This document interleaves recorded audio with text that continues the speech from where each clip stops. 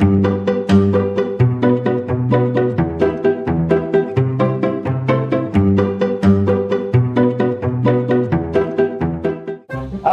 buhay ng Kristiyano ay masayang tunay, masayang tunay, masayang tunay. Magandang araw po sa inyong lahat, mga minamahal. Nagbabalik po ang inyong lingkod. Konting kaalaman, gabay sa ating pang-araw-araw na buhay. Ito pong pagwawalis sa gym ay kasama na po sa buhay ko, araw-araw na exercise. At hindi pwedeng hindi maglinis. Nagkakalat po yung mga ibon, yung mga paniki, at yung lakas ng hangin, dala-dala po yung mga alikabok. Anyway, share po ako sa maiksing sandali about a faithful man. O sabihin na natin ang matapat na mananampalataya. Alam niyo, sabi sa Book of Proverbs, verse 6, Proverbs chapter 20, verse 6, sinong makakasumpong ng taong tapat? Alam niyo ba, napakapalad na ng bawat church kapag sa bawat simbahan ay may mga matatapat na tao. At maniwala kayo, hindi po lahat ng Kristiyano nagtatapat. Pero kapag marami kang miyembro na matapat, naku, nakakataba ng puso, napakapalad mo na. So, a faithful man.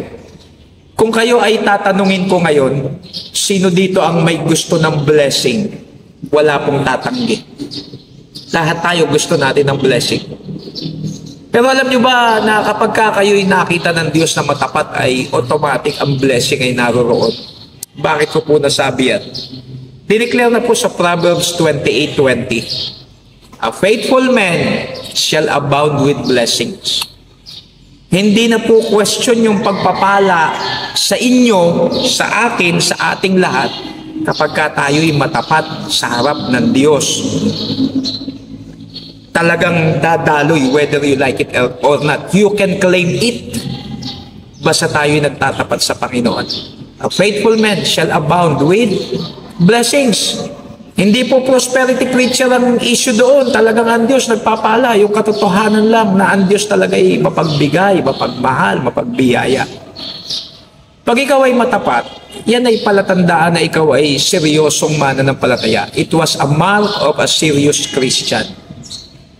Hindi naman magtatapat yung nakikipaglukuhan lang sa Diyos eh. Hindi naman magtatapat yung hindi nagsiseryoso. So pag matapat ka, kinakakitaan po yan na ikaw ay seryoso sa Diyos. Pangalawa, pag ikaw ay nagtatapat, ibig sabihin yan, magbubunga ka. Hindi pwede, imposibleng nagtatapat ka tas wala kang bunga. If you are faithful, you will become fruitful. Okay? If you are faithful, you are fruitful. Kaya ang sarap talaga ng may mga miyembrong may katangian ng katapatan. What else? Faithfulness causes roots to grow deep or to grow deeper. Pag ikaw ay matapat, whether you like it or not, lalalim ka sa Diyos. Lalalim ka, lalong gumaganda ang relasyon mo sa Panginoon pag ikaw ay nagtatapat. At alam niyo ba, pinakamasarap doon sa faithful man? Yun po'y sinabi, ito pong next ko ay sinabi sa Matthew 25, 21 at saka 23. Yung mga nagtatapat o matatapat na mananampalataya, talagang ginagawa mo yung kalooban ng Diyos. Ginawa mo kung ano hinabili ng Diyos. Ginagawa mo yung mga inuutos ng Diyos. Naging matapat ka, naging mabunga ka. Sabi ng talata ng Matthew 25:21-23, well done, thou good and faithful servant. Yun ang sasabihin sa atin pag-uwi natin sa langit. Kaya ang Diyos ay napakamatapat kung siya tatanungin nyo. Sabi ng Lamentation 3:23, great is thy faithfulness.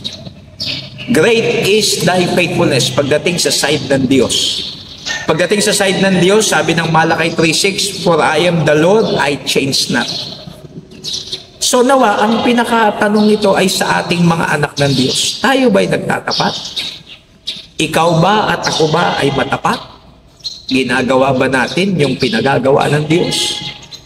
Tayo ba'y talagang mula sa kaibuturan ng ating puso, makikita ng Diyos na talagang tayo'y nagtatapat sa Kanya? Maraming pagtatapat malawak .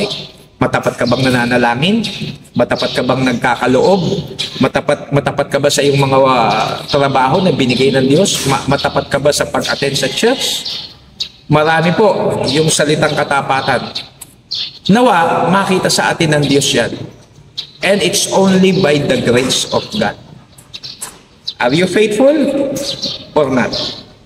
A faithful man shall abound with blessings. Hanggang sa muli, ito po ang inyong lingkod, ang Peke Kano.